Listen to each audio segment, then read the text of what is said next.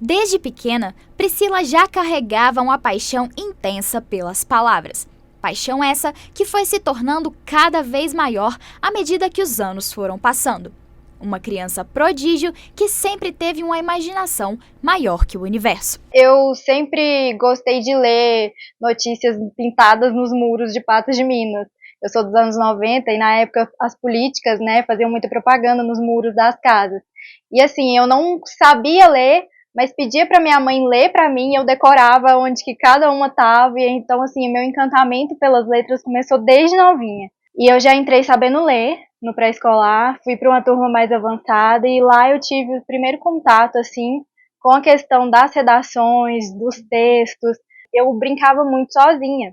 Então assim, a minha imaginação ela ultrapassava os limites.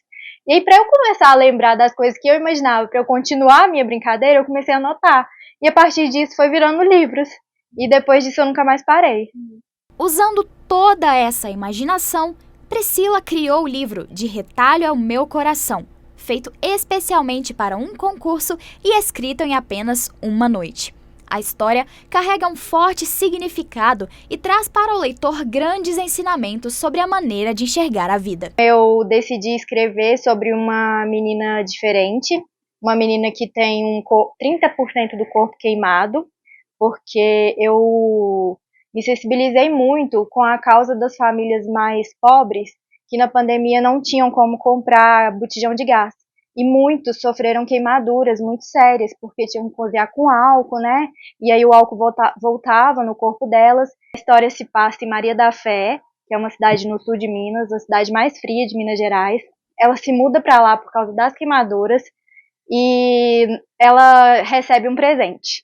Ela recebe uma colcha de retalhos de uma pessoa anônima, e na colcha tem uma mensagem muito bonita que fala que um todo maravilhoso é feito de vários pedaços, assim como ela. Como gratificação de um belo trabalho, ela foi premiada na Bienal do Livro e pôde receber o prêmio pelas mãos de grandes artistas e escritores do nosso país. Uma experiência que ficará marcada em sua memória pelo resto da vida. Quando surgiu esse convite, falaram que eu tinha ganhado esse prêmio, para mim foi assim, acho que foi o dia mais feliz da minha vida, de verdade.